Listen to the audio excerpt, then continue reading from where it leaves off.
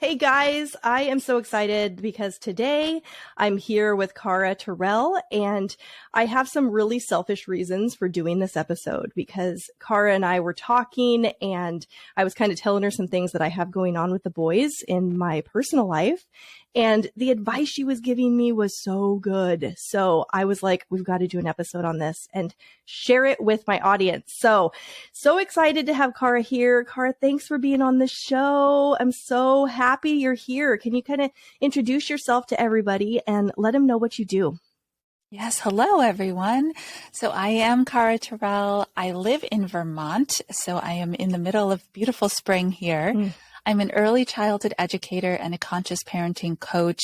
And I created what I call the collaborative parenting methodology, where we blend the soul of being a human being with the science of early childhood and what our kids need to be their best selves right from the beginning.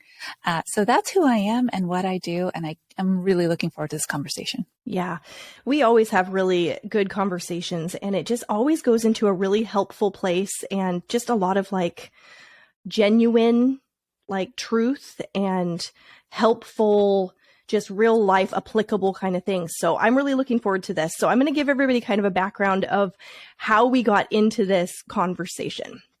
I actually just recorded an episode as a follow-up because I had told my audience that I was doing those sleeping subliminals with the boys and going in there and kind of whispering positive expectations in their ears and kind of trying to help them with some challenges they were having in their waking life.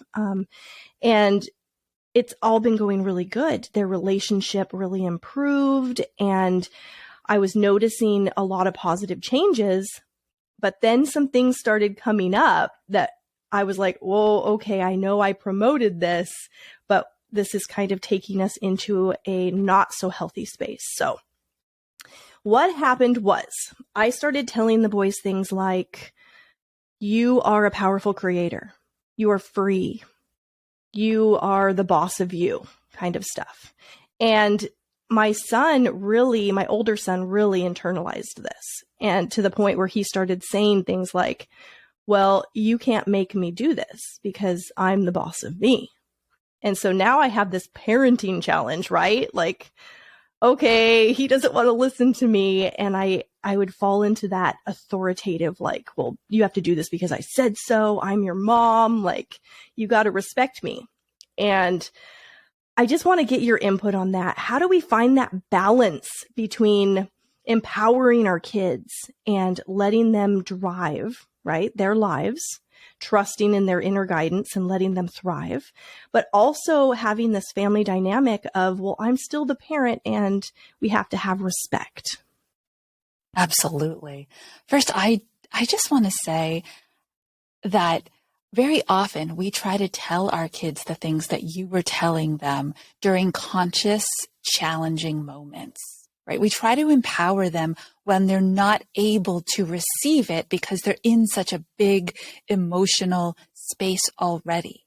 And so the idea that you had to do it during the calmest, most available space that they're in is brilliant.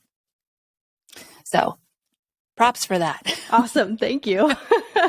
And yeah, so a couple things here. One is when someone's trying something on for the first time, especially children, they try it on over and over and over and over. That boundary line needs to be tested with a repetitive action.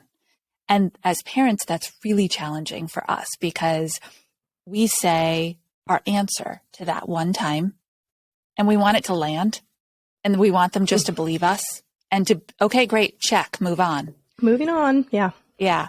And so when he's saying to you, but I'm my own person, and then saying it again, and then saying it in a different way, and then showing it to you over and over is when those triggers start to really get, I call them trigger traps, right? The first one's the trigger, but then as the adult, we get trapped inside it. And it's this circular motion kind of internally for us where we're churning. And of course, at some point, something's just going to snap, We're going to say something we don't mean to. We're going to draw a line we didn't intend to, or we're going to give in.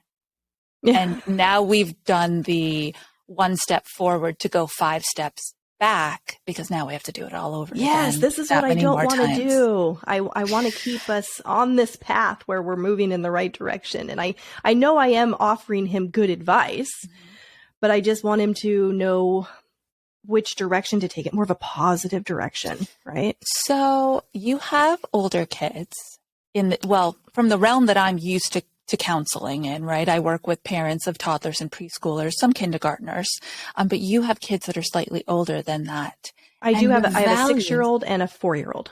6 and 4. Okay, yes. Great. So your value system in your house is crystal clear. Yeah. The morals and the characteristics that you choose to display as the adult and your husband chooses to display as the adult are very clear.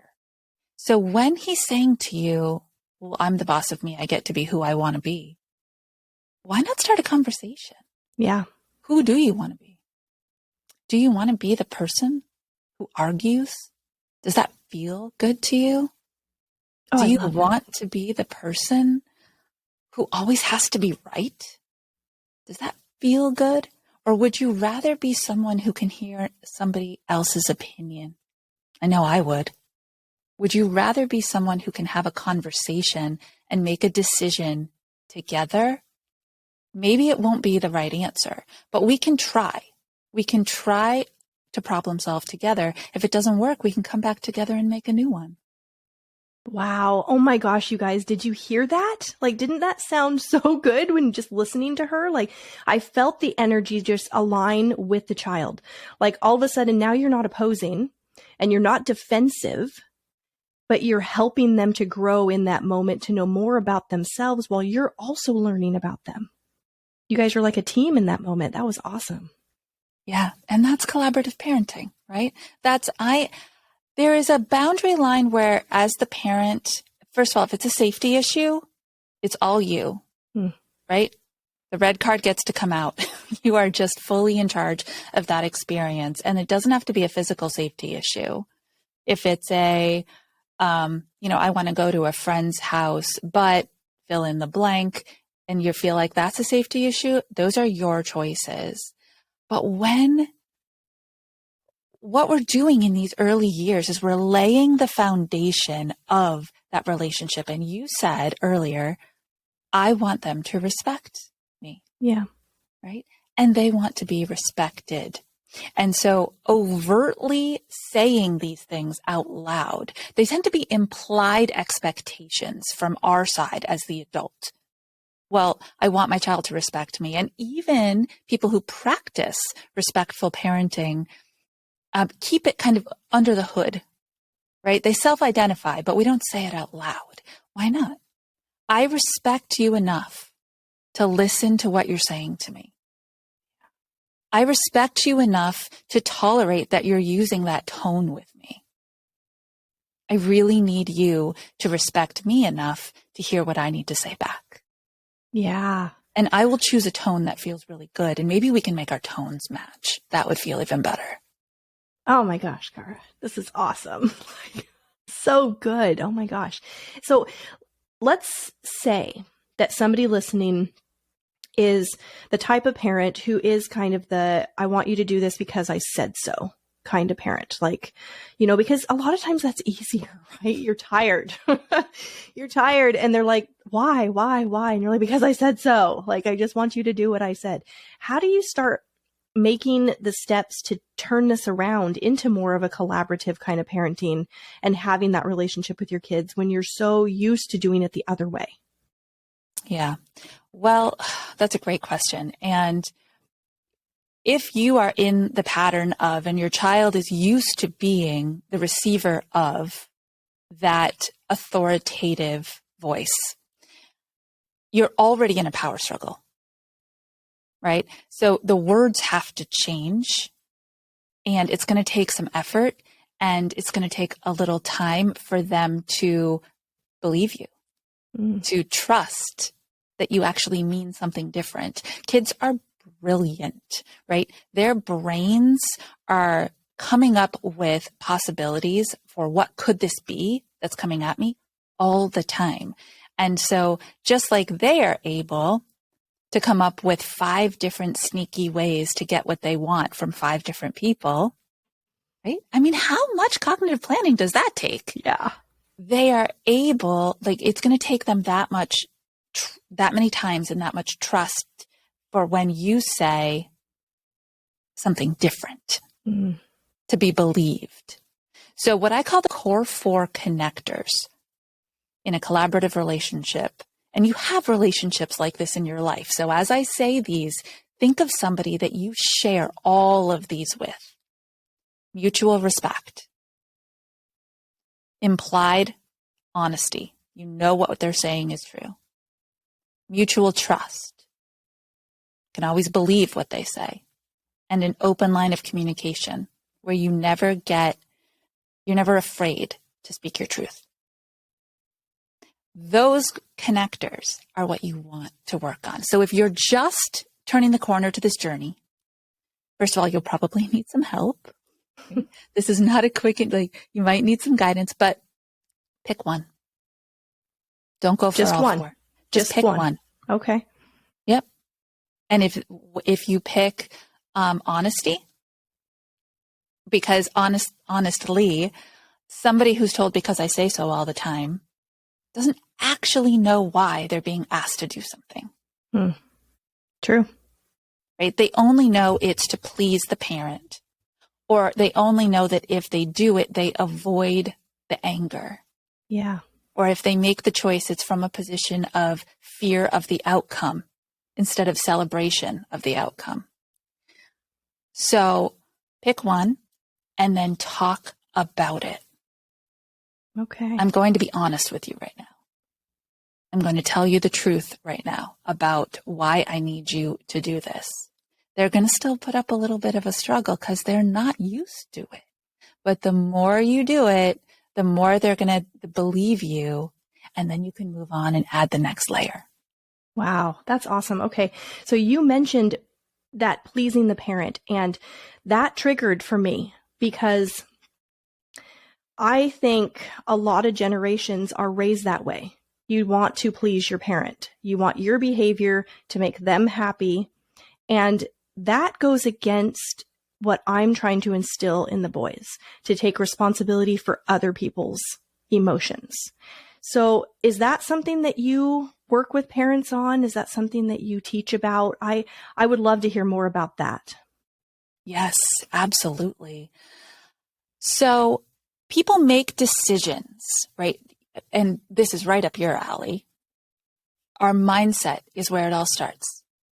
And if our mindset triggers a thought, then our thought triggers the action. And the feeling is associated with it. They're all jumbled up in there, which is why we're mind, body, spirit. Mm-hmm.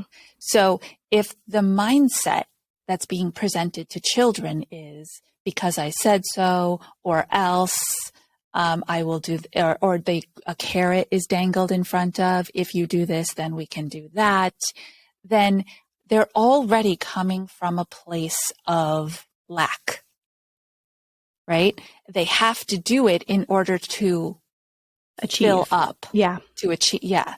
And it's actually, I'm glad you said that because it's not so much achievement in that moment. It's relief. Oh, relief. Yeah. It's relief that I didn't get in trouble. It's relief that I didn't hear somebody yell at me. And that's what it's like when you're trying to please your parent, right? You're just trying to keep it good for yourself. Like if I can keep them happy, things are better for me.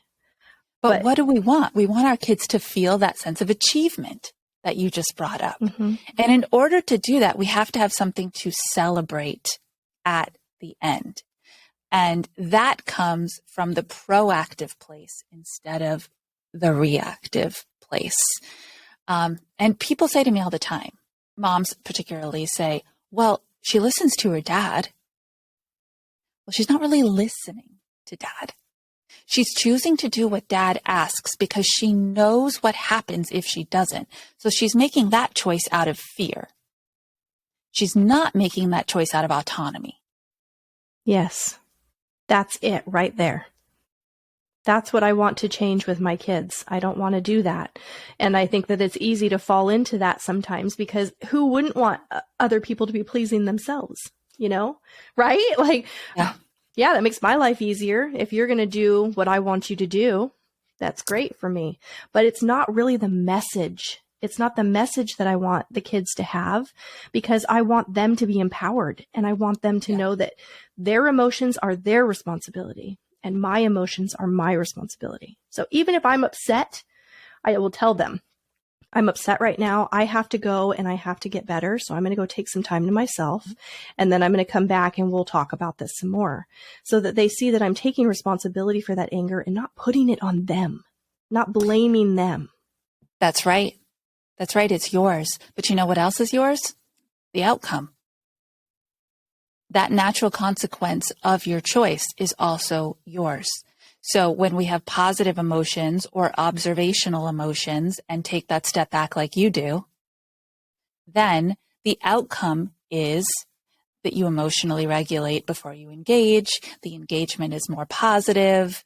The modeling of the behavior that you would love to see for emotional regulation in your children is there, right? So we have positive consequences. People don't often think about consequences having the word positive in front of it, but everything has a consequence. Right. It's whether or not we choose path A or path B. So when you are supporting your child, when you're asking your child to advocate for themselves with their own emotions and their own words, they also have to own their own consequences. That's true. Whatever those are. Yeah. Okay. So this is right up your alley with getting kids ready for school. So let's say that parents are doing this well. They are doing this well at home while their kids are at home. Now it's time for kids to go to school. And now they have other authority figures who are doing this at school, because, teachers have a whole classroom full of kids. They want it to go easy. And so it's kind of a do what I say kind of thing. So what do you do there where there's a conflict between home life and school life? I love this so much. We talked before about how brilliant children are. They, in the world of linguistics, it's called code switching. They code switch well. Just because they can't seem to put their shoes on at your house, or it takes 12 minutes to do the job, doesn't mean that's how it is at school. Oh my gosh, so true. Yes. So the rules, the expectations are different. The location is different. Now, if your child is struggling with this, then that's the type of thing to talk about, to really piece out. At home, I help you put on your snow pants before we play outside. At school, it's your job to do it all by yourself, because that's what kindergartners do. Yeah. Yeah. So really just make it crystal clear that the way of doing things at home and the way of doing things at school can be different. Now, I'll also say this, and I remember this from this big transition to kindergarten with my kids. I would always check in with the teacher. I knew what was happening there, and they knew what was happening at home. And my kids were blown away, and not in a happy way. They're like, no, that's my space over there. You're not supposed to be involved with that. That's how black and white the line was for them. And I said, oh, well, I have a relationship with your teacher, just the same way that I have a relationship with you. We're all in this together. Now we've extended our team. Yeah. My older son at school, so he's kind of internalizing all these things he's learning at home, and he's in first grade now.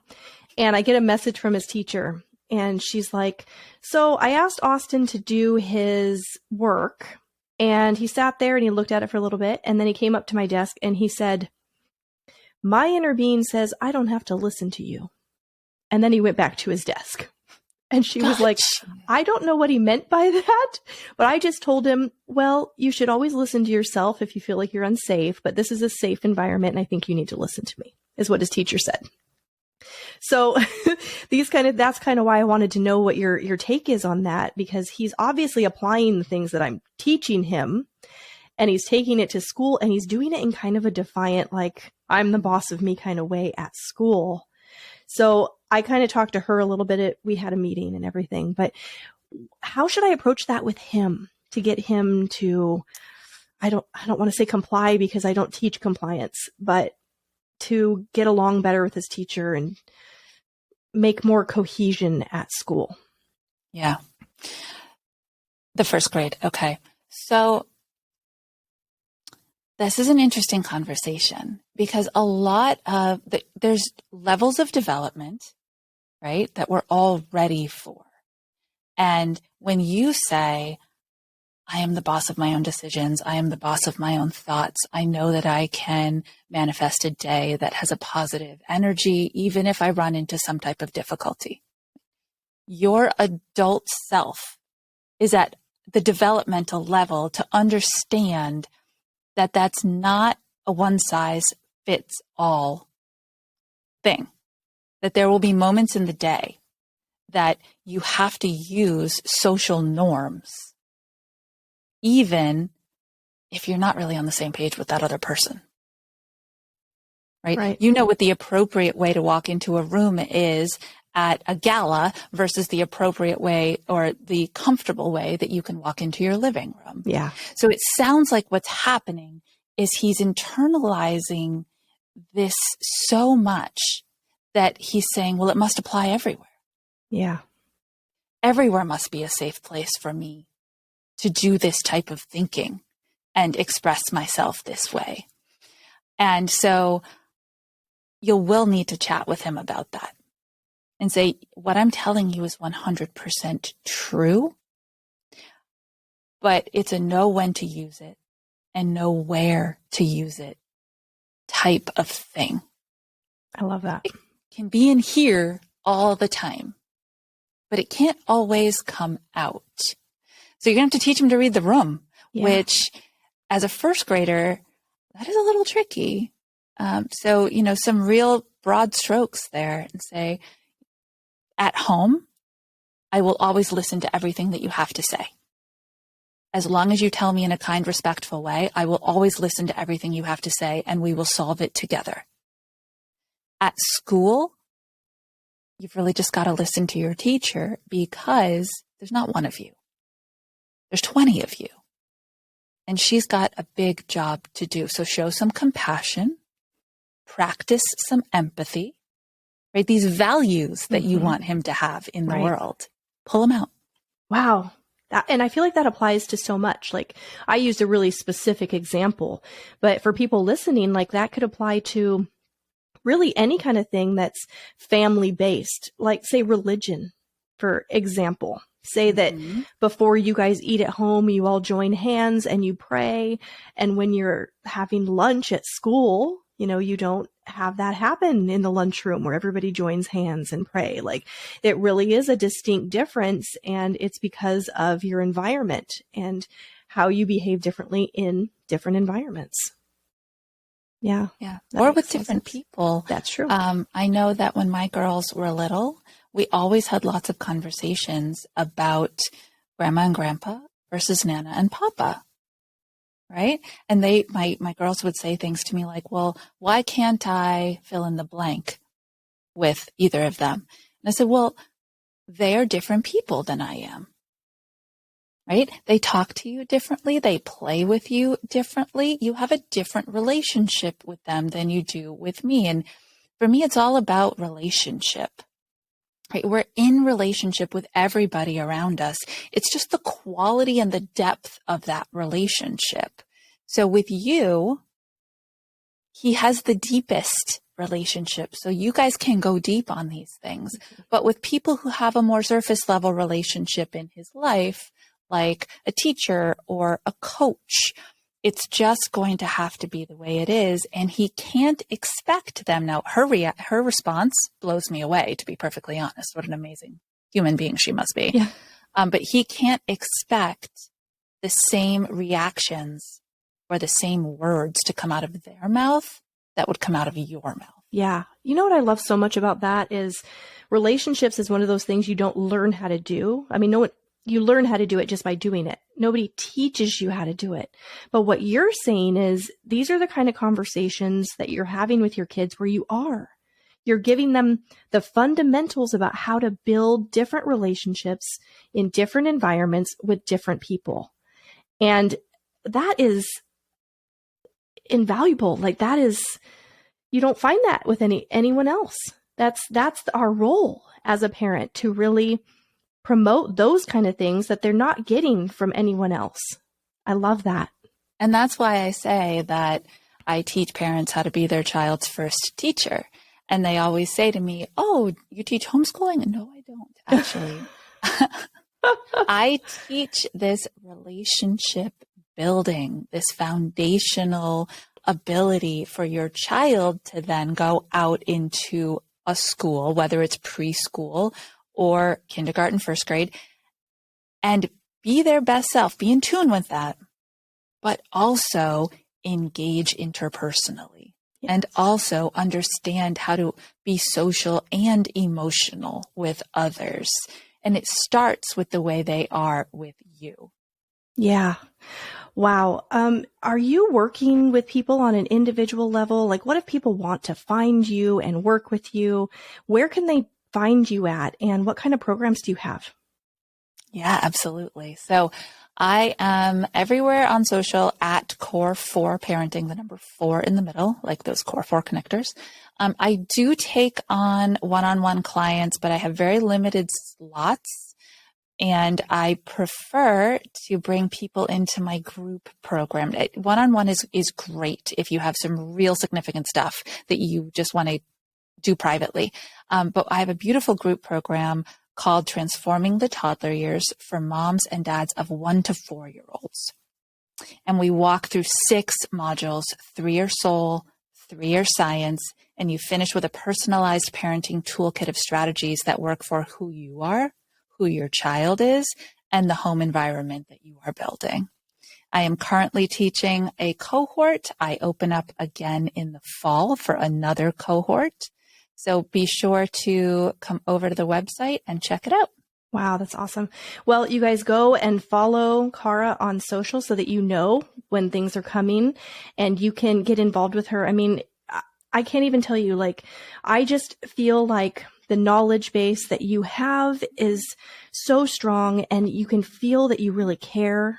It all comes through, and I can't think of any parent who couldn't benefit from working with you. And I really appreciate you taking the time to talk with me about my own situation and to share it with my audience. Thank you so much for being on the show today. Oh, it has been a true pleasure. I love this so much. And if people just want to try me out a little bit more and see if they really align with it, hop over to the podcast and you can just listen on a weekly basis too, because giving is where we make the most impact. That's right.